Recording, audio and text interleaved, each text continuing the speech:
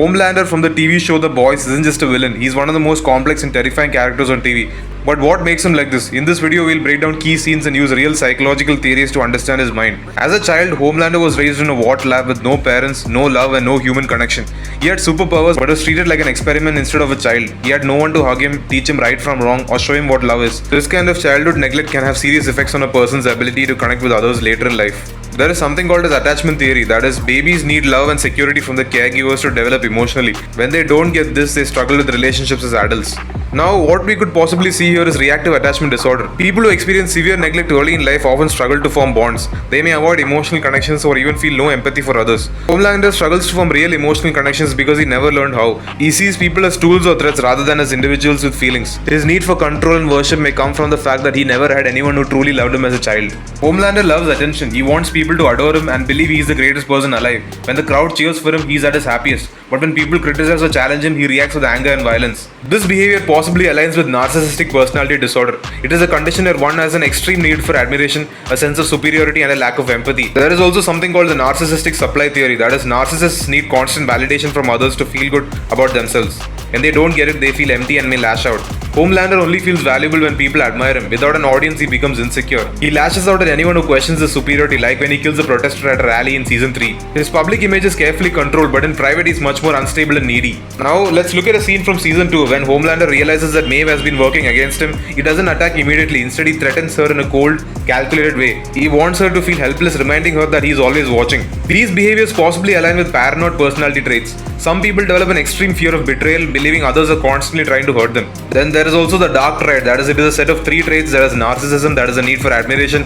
Machiavellianism, that is manipulation, and psychopathy, that is a lack of empathy. These traits are often found in controlling and dangerous people. Then there is also something called splitting. That is, it is a defense mechanism where some people with fragile egos see others as either completely good or completely bad. If someone betrays them, they instantly become an enemy. Homelander cannot tolerate disloyalty, seeing it as a direct attack on his power. He doesn't just kill traitors immediately, he enjoys making them feel powerless first. When Maeve was on his side, she was valuable, but the moment she betrayed him, he saw her as a threat that needed to be eliminated. Now, let's look at one of the most chilling moments in the show when Homelander lets an entire plane of innocent people die.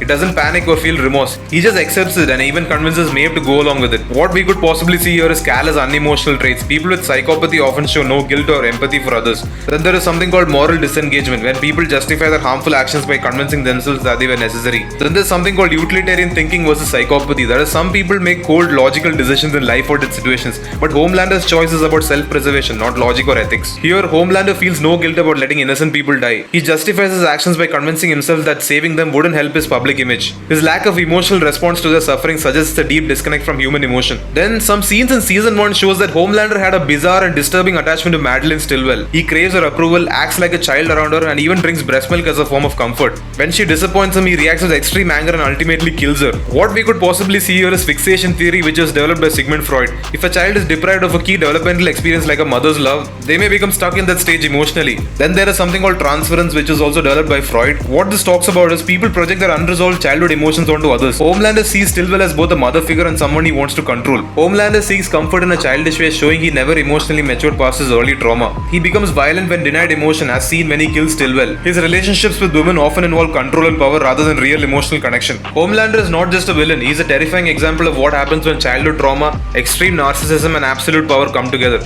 His lack of empathy, fear of betrayal, and need to worship makes him one of the most complex and dangerous characters. So, what do you guys think? Is Homelander just pure evil, or is he a victim of his own past? Leave your opinions down in the comments. And if you guys enjoyed this video, please leave a like, share, and subscribe to this channel, and I will see you guys in the next one.